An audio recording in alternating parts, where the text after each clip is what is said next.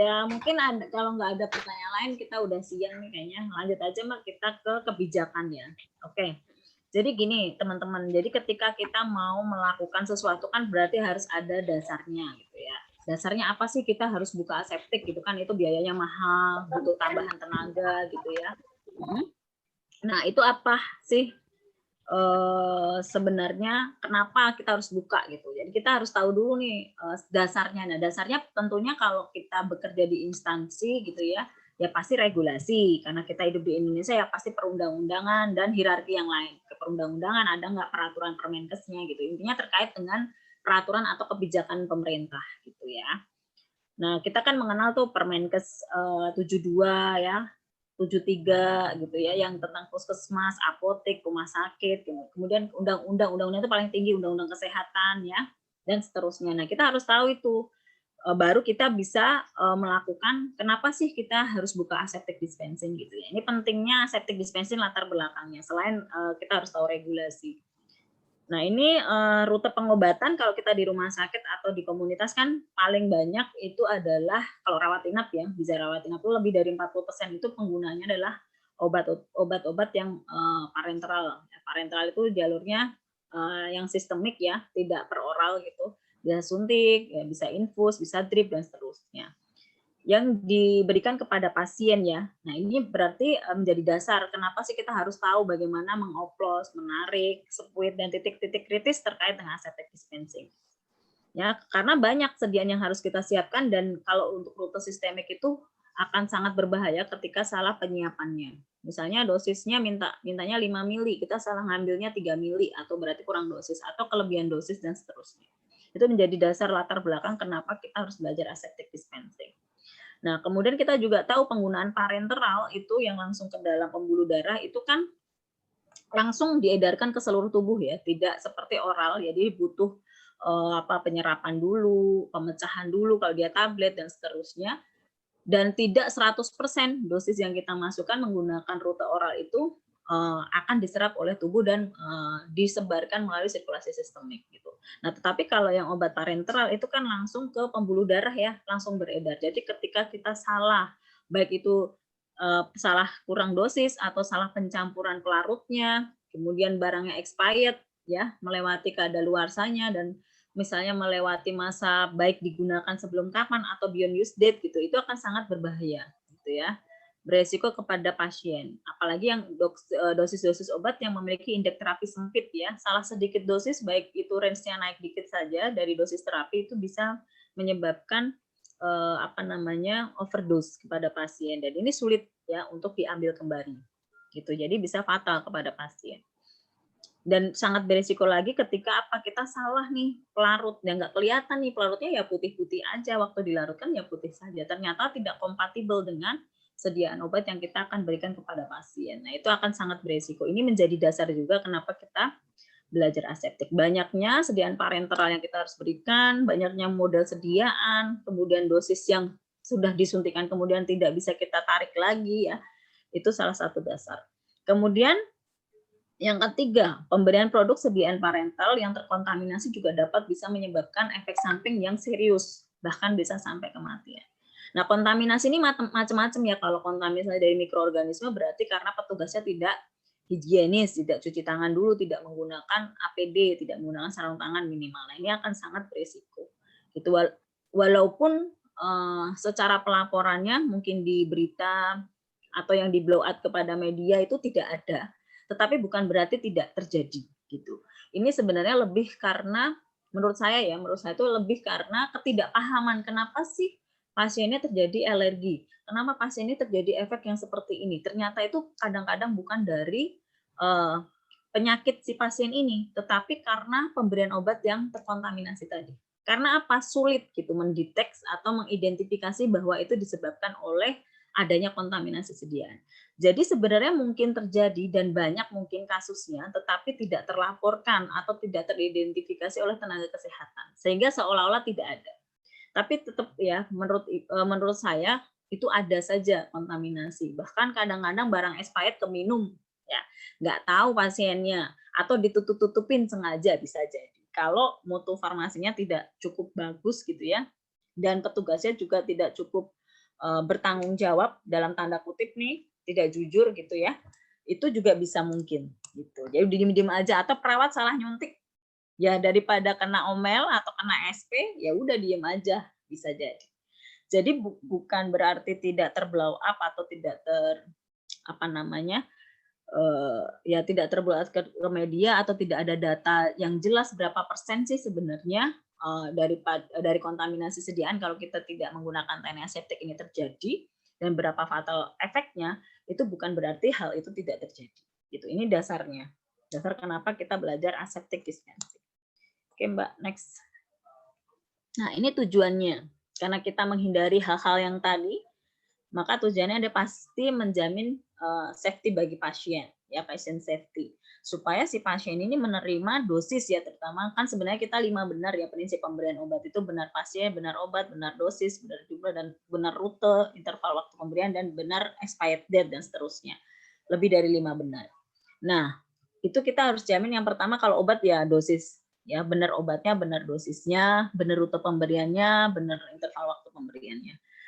Kalau aseptik ini dilakukan, pastinya yang menghitung dosis, yang menyiapkan itu adalah orang yang benar-benar paham. Artinya orang yang sudah belajar aseptik. Nah, tentunya itu efeknya kepada pasien menjadi aman gitu ya, sesuai dengan terapi yang dibutuhkan pasien dan tujuan terapi yang diberikan kepada pasien. Gitu. Yang kedua adalah menjamin sterilitas dan stabilitas. Jelas ya, kalau sterilitas kan kita di dalam ilmu aseptik itu kita diajarin nih bagaimana sih seperti apa sih titik-titik kritis sekuit itu gitu. Semakin titik kritis itu minimal kita sentuh, berarti semakin steril lah tuh produk gitu. Karena kita tahu produk itu didesain di pabrik itu kan dibuat sedemikian rupa ya, ruangannya, bahkan ventilasi udara, suhu, kelembapan, petugas yang menyiapkan APD-nya lengkap dan seterusnya, itu sangat steril. Apalagi untuk sediaan injeksi yang parenteral tadi. Nah, pada saat sudah sampai rumah sakit ya harusnya dijamin juga nih sterilitasnya gitu dalam penyiapan terutama gitu. Kalau di pabriknya sudah steril tapi petugas yang menyiapkan nggak steril, sampai pasien ya jadi nggak steril. Jadi ibaratnya seperti percuma gitu. Jadi kita harus menjamin nih dari mulai hulu sampai ke hilir sampai ke pasien itu harus dijamin sterilitas produknya. Nah, dengan belajar aseptik berarti kita sudah tahu bagaimana sih cara menjamin produk-produk ini tetap steril. Nah, stabilitas juga. Setelah kita siapkan dengan steril, berarti kita harus tahu apakah obat yang kita sudah siapkan ini tetap bisa dapat diberikan kepada pasien dengan menjamin apa stabilitas produknya. Ternyata produk sebelum dicampur dengan setelah dicampur itu memiliki masa stabilitas yang berbeda. Gitu.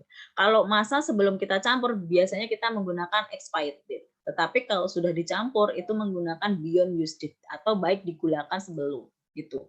Jadi kalau obat injeksi parenteral seperti itu stabilitasnya beda-beda.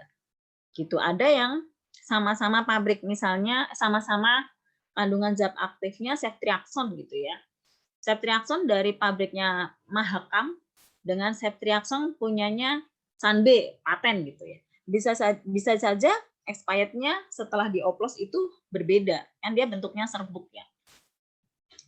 Dilihat dari kenapa sih bisa berbeda padahal zat aktifnya sama? Ya karena bisa jadi bahan excipientnya atau bahan tambahannya dalam produksi itu berbeda. Misal si Sanbe menggunakan bahan tambahannya sumbernya dari Amerika gitu. Kemudian yang Mahakamnya dari Cina atau yang satunya dari Cina, satunya dari India. Nah, sumber bahan baku ini juga menentukan stabilitas si produk gitu. Jadi kadang-kadang zat aktifnya sama, tetapi stabilitas atau masa expirednya berbeda. Itu salah satunya disebabkan karena perbedaan dari zat tambahan. Atau bisa jadi dari zat aktifnya itu sendiri. Beda pabrik atau beda sumber bahan baku juga menentukan kualitas daripada si bahan aktif ini. Maka kenapa kadang-kadang ada statement bahwa obat paten lebih bagus daripada obat generik gitu. Padahal sama-sama loh isinya. Itu ya disebabkan karena tadi bahan bakunya itu kualitasnya berbeda. Sama kayak kita mau beli beras gitu ya.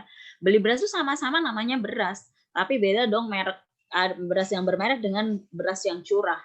Kayak minyak juga kan beda dong, minyak yang berbrand dengan minyak yang curah gitu.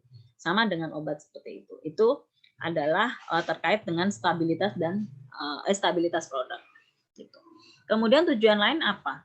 Melindungi petugas dari paparan zat berbahaya, gitu ya. Jadi kalau kita belajar aseptic dispensing, tentunya tidak hanya sekedar menjamin mutu produknya, jadi meminimalkan kontaminasi sediaan dari mikroorganisme benar, tetapi lebih utama lagi adalah melindungi si petugas. Karena apa?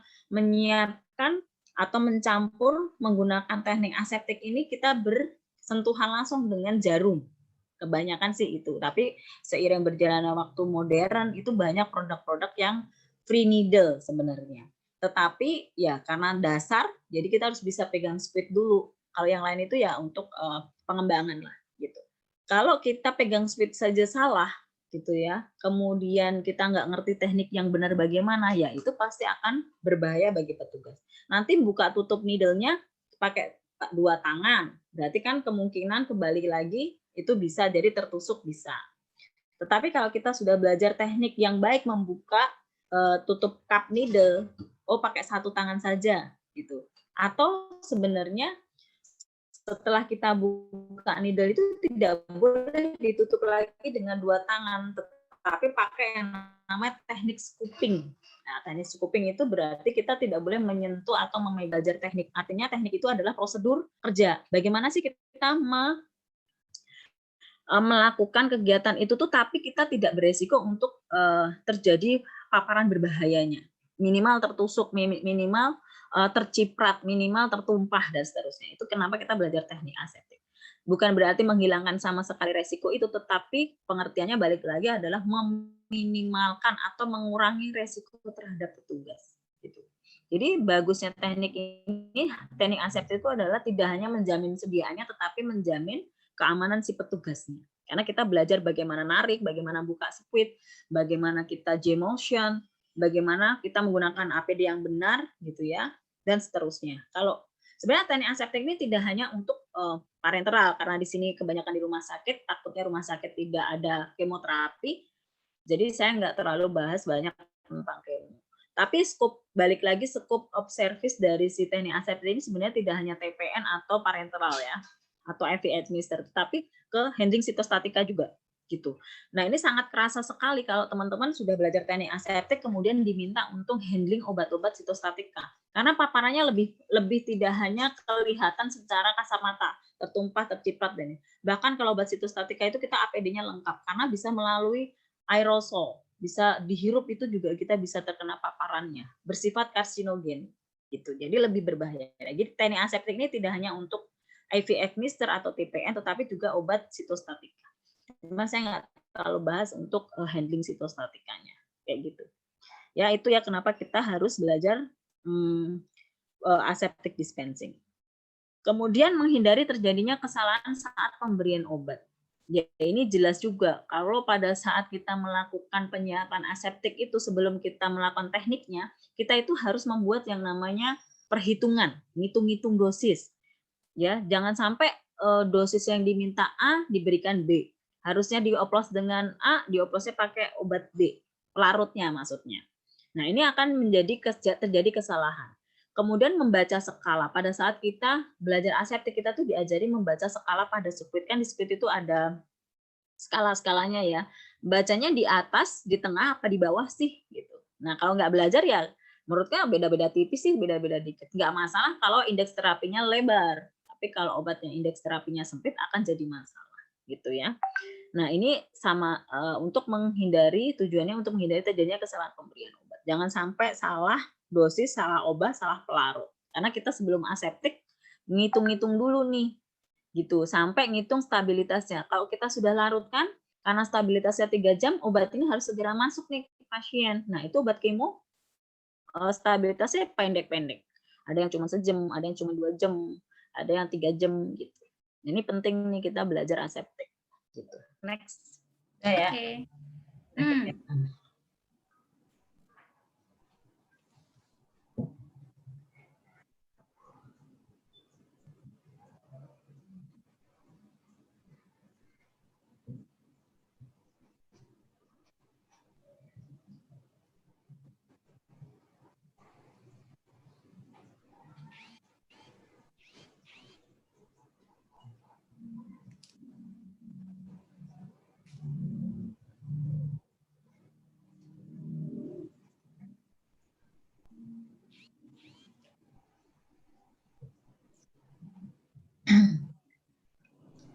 Dibandingin EcoFloat connecting tadi dengan kita cara konvensional biasa pakai squid, ya pasti lebih cepat pakai EcoFloat dan lebih aman bagi petugas ya daripada pakai jarum.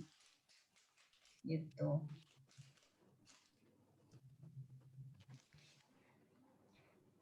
Ya cuman kalau yang EcoFloat ini kan lebih ke drip ya, kayak pencampuran gitu. Tapi kalau kita maunya dibolus gitu pakai squid, masih di dalam squid gitu, cuman ngencerin doang, tidak di drip ya, jadi 2 kali cost, tetap pakai squid juga, ya kan? Gitu.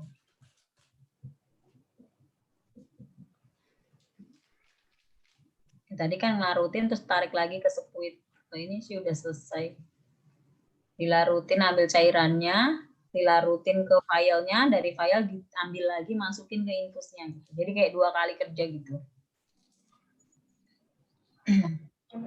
Kalau yang pakai squid. Karena apa? Kan tadi sediaannya serbuk ya. Serbuk itu jadi harus dilarutin air dulu. Kalau udah dilarutin pakai NS, baru NS-nya diambil lagi dari vial, masukin lagi ke dalam EcoSol-nya. Jadi kayak 2 kali kerja. Jadi lebih wasting waktu. Dan harus 2 kali narik pakai squid-nya. Itu yang menyebabkan ya resikonya lebih tinggi gitu. 2 kali tusuk gitu kan.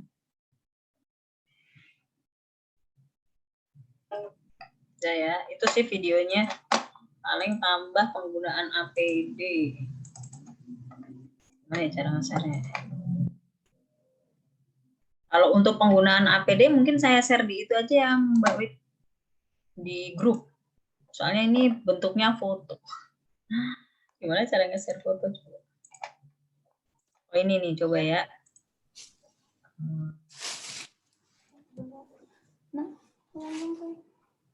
Jadi ini urut-urutannya sih. Mbak Fetri, boleh nggak yang tadi kayak video tadi sama yang foto ini nanti saya kasih di grup ya. Kita masukkan di Google Drive. Ya, itu aja ya. Ini sebenarnya saya mau share foto-foto ini. Harusnya sih nggak foto, video. Cuman belum sempat bikin, tapi sudah ada sih. Gitu ya. Itu yang Mbak Wit. Ini kayak misalnya kayak gini nih, ini foto. Fotonya tuh pertama itu kita APD-nya itu kalau kemo itu dia pakai scrub kayak gini, baju scrub kayak gini gitu. Nah ini sebenarnya ada next-nya nih, tapi aku nggak ngerti cara next-nya. Jadi emang harus dibuka satu-satu gitu. Kelihatan nggak, Mbak? Oh, kelihatan. Nah, terus ada telepon terus. Gitu ya, jadi kayak gini Mbak. Jadi nanti ada next-nya. Nah nanti saya share di grup aja ya. Nih. Boleh. Ini. Kan pertama pakai gaun biasa, ya kan. Terus pakai masker 3 ply yang surgical mask. Terus pakai hair cap. Terus pakai N95. Ya, terus baru pakai sepatu crop ya. Terus baru pakai sarung tangan yang non steril, baru pakai tutup, ya kayak begini, pakai shoe covernya, terus lengkap begini. Jadi kalau kemo selengkap ini. Jadi terakhir baru pakai yang handscoon yang steril, gitu. Udah terakhir banget, gitu. Ini sih. Dari sampai sini ada pertanyaan lagi nggak? Kalau nggak sih kayak cukup sih Mbak. Ada pertanyaan atau? Nanti saya share videonya di Mbak Wit aja ya. Mbak Cica mau ini tuh raise hand. Apa Bu Cica? Ini saya kan kalau di tempat saya itu memang perawat yang melakukan itu gitu ya. Jadi saya cuma kadang bingung gitu kalau mau bantu mereka. Jadi kayak BCG itu kan ampulnya bentuknya panjang gitu ya. Beda sama yang lain ya. BCG vaksin. Nah itu kadang mereka masih emang harus pakai gergaji atau gimana nih? Saking awalnya saya nggak tahu nih seperti apa gitu. Jadi tekniknya biar mereka paham karena gergaji itu kadang suka susah nyarinya, hilang lah apa gitu kan. Terus apa tekniknya seperti apa? Kadang kan takutnya ada serbuk kaca itu sendiri masuk. Saya nggak tahu tuh tekniknya seperti apa. Gitu. BCG ya Mbak? Iya. Oh, sebentar ini saya soalnya ada WA di grup rumah sakit. Jadi teknik melarutkannya maksudnya Bu? Atau gimana? Buat buka ya? Bukanya dulu. ngebuka BCG ya? Iya, selama ini kadang pakai gergaji kecil atau gimana Oh, gitu. saya malah nggak pernah ada pengalaman itu sih. Iya, memang ada gergaji kecil yang kayak gerget kecil, kayak silet kecil gitu kan ya Bu ya. Biasanya Iya. pakai itu. Emang itu ini ya apa berat banget ya atau tebel banget gitu, nggak bisa dipatahin kalau BCG. Justru itu ujungnya panjang gitu, panjang terus. Nah itu saya nggak pernah melihat mereka gimana caranya. Gitu. Oh, ya saya juga belum pernah Bu terus terang. Nah nanti coba saya cek dulu ya. Kalau di rumah sakit saya nggak ada BCG. BCG itu biasanya kan untuk apa namanya tuberkulosis ya, ya kan? Iya, buat TBC. Ya, tapi di saya nggak ada. Jadi coba nanti saya cek dulu modelnya kayak gimana sih. Saya lihat ke teman saya, nanti saya share di Japri aja ya, Japri gitu. Itu kali ya Mbak Wit ya. Soalnya saya belum pernah juga ngebuka yang punya BCG itu. Biasanya juga di keperawatan sih. Jadi kayak vaksin itu kita nggak pernah rekonstitusi Bu. Jadi kalau rekonstitusi itu sebenarnya hanya kayak produk-produk yang harus kita campurkan atau larutkan dulu. Nah tapi kalau yang BCG itu memang mungkin kita ada produknya dulu, tapi kita hanya dibikin dalam bentuk yang ampul gitu sih. Nanti coba saya cari tahu dulu deh Bu. Tuh. Itu ya Bu. Oke, iya, Sih, iya. Mbak. Siap, siap. Oke, dari yang lain ada pertanyaan? Ada lagi dari saya, Boleh. boleh? Kan di depan tuh kemarin kita nanti untuk mendelegasikan perawat PTK kita akan memberi workshop gitu ya Mbak. Nah ini sebatas mana nih bahan-bahan yang akan kita berikan kepada mereka gitu kan, apalagi dengan perawat yang lebih jago nantinya daripada saya gitu kan. Nah kira-kira batasannya seperti apa gitu. Saya jadi nggak konsen.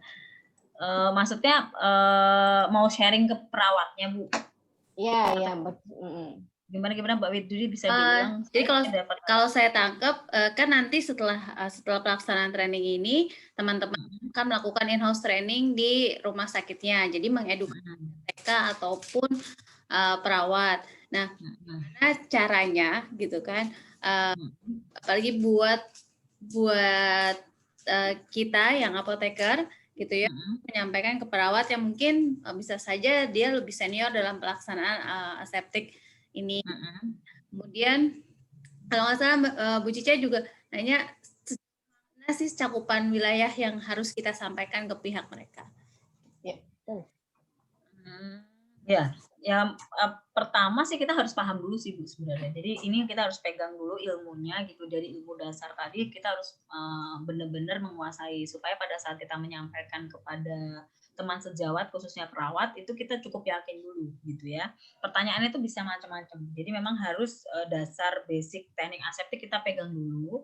Nah, kemudian bagaimana men-sharekan mereka ya harus diyakinkan bahwa memang ini perannya farmasis gitu. Ya buka aja kelas. Kalau sekarang misalnya nggak bisa buka kelas, workshop langsung ya dibuatkan video saja, kemudian Zoom gitu. Zoom terhadap petugas-petugas kesehatan di rumah sakitnya ibu gitu. Tetapi ya ibu harus mimpin sendiri dan harus yakin bahwa memang kita sudah paham betul tentang teknik aseptik ini gitu.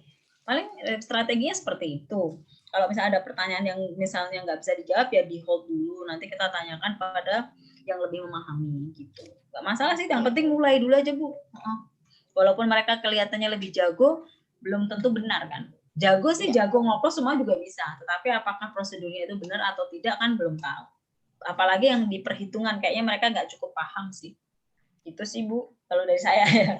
Gak usah takut Bu, kan tujuannya bukan mau menunjukkan siapa yang lebih paham sebenarnya, tetapi mau menunjukkan bahwa tupoksi ya sharing ilmu dan memang untuk kebaikan si pasien, tujuannya kan ke pasien. Jadi mau perawat atau kita kan sebenarnya sama-sama tujuannya ke pasien gitu. Kalau kita mengajarkan ke perawat, perawat jadi pintar, perawat pun jadi lebih safe ke pasien. Atau dari kita bisa membantu perawat pun juga bisa efeknya ke patient safety juga. Jadi tujuan akhir. Ya, ada lagi? Terima kasih. Sudah. Ya, sama-sama. Ya, ada lagi? Kalau nggak ada, kita benar nih nggak ada lagi. Mungkin nanti kita diskusi di grup kalau misalnya ada pertanyaan-pertanyaan ya. Iya. Kemudian Saya ada telepon di rumah sakit terus ini. angkat dulu kali ya Mbak Fetri. Jangan. Soalnya pasti panjang, nanti lama tetap. Ini nyari Oke, terima kasih buat teman-teman semua. Semoga ilmunya bermanfaat. Diimplementasikan di rumah sakitnya, apalagi yang baru mau ada program ini gitu ya. Dan saya boleh minta review nggak nih dari salah satu peserta tentang pelatihan 2 hari ini, apa yang dirasakan? Atau mau saya minta testimoninya deh. Siapa? Mbak Eka boleh, Mbak Intan boleh, Mbak Dewi boleh, Mas Faisal boleh. Mas Faisal aja Mbak katanya. Dia mau. Oh, Faisal aja. Oke, gimana Mas Faisal? Oh, kata dia, ya saya aja. Ya, sama Mas Faisal. Ya. Apa nih Mas Faisal sebagai TTK mengikuti online training teknik aseptic dispensing, testimoninya seperti apa? Pelaksanaan, apakah Ibu Fetri cukup clear? Yang nyata pasti banyak ilmu yang baru tentang dispensing obat dan juga lebih banyak safety-nya lagi dalam melakukan pencampuran obat. Ternyata alhamdulillah dengan ilmu tersebut mudahan bisa diaplikasikan dengan baik dan lebih terjamin obat yang kita distribusikan sampai ke pasien. Pelatihan ini sungguh luar biasa, sangat bermanfaat. Itu aja. Waduh, makasih Mas. Ya. Oh iya, untuk Mbak Fetri dapat salam lagi dari Pak Heri. Oh ya, salam balik lah. Iya. Ya sebenarnya sih kayaknya ditunggu ke Samarinda nih Mbak. Jadi sebenarnya setelah ini pun masih bisa kita diskusi di luar ini boleh kapan saja misalnya butuh. Kita lewat WhatsApp grup kali ya Mbak. Nanti kita digabungkan bareng-bareng dengan apoteker yang lain. Iya, boleh. Nih, buat Mbak Fikria sama Mbak Intan mungkin bisa ngasih testimoni. Mbak Eka ya. Oh, Mbak Eka, oke. Baik. Iya, sebelumnya kita mau foto bareng dulu kan? Oh iya boleh. Boleh. Presentasi kan? Salam warna. Bisa di-on-kan dulu semua kameranya. Mbak Intan. Mbak Hijatil, kita mau berfoto. Nggak ada yang lagi make up-an ala-ala gitu kan ya? Nggak ada. Oke, saya coba minta buat start video buat ke Mbak Fikri sama Mbak Intan. Aduh, Ginju sudah luntur. Harusnya pagi ya. Pasang dulu ginjunya, pasang dulu. Pakai dulu. Pasang sih, pakai dulu. Aduh, bercanda, Mbak. Mbak Intan. Kita nunggu Mbak Intan dulu nih.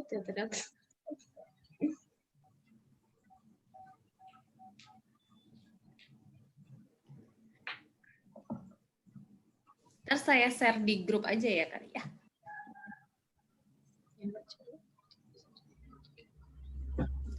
Oke, halo Mbak Intan. Mbak Intan bisa dengar ya? Oke, atau nggak segini aja dulu deh, nggak apa-apa. Senyumnya yang paling manis ya. 1, 2, 3. Oke. Oke, terima kasih. Terima kasih ya buat waktunya. Intinya jadi nanti ya sharing-sharing di grup lah. Kalau nanti saya bisa jawab, saya bantu jawab. Yang saya tadi masih PR, nanti saya coba cari jawabannya. Terima kasih, Bu. Ya. Thank you ya, sehat-sehat semua. Sebenarnya ada buat di keluarga, salam buat teman-teman di rumah sakit ya. Oke, sukses selalu buat kita semua. Oke, wassalamualaikum warahmatullahi wabarakatuh. Waalaikumsalam warahmatullahi wabarakatuh. Wah, selesai. Dadah, Mas Faisal. Ya, akhirnya. Boleh. Oke, dadah. Dah. You can contact Smart Projects with Nadia at 0812238388486 or Email at sm.artprojects2001@gmail.com or marketing@smartprojects.co.id, and you can contact from Smart Projects social media. Don't hesitate. Just call. Okay. Okay. Thank you. I call right now.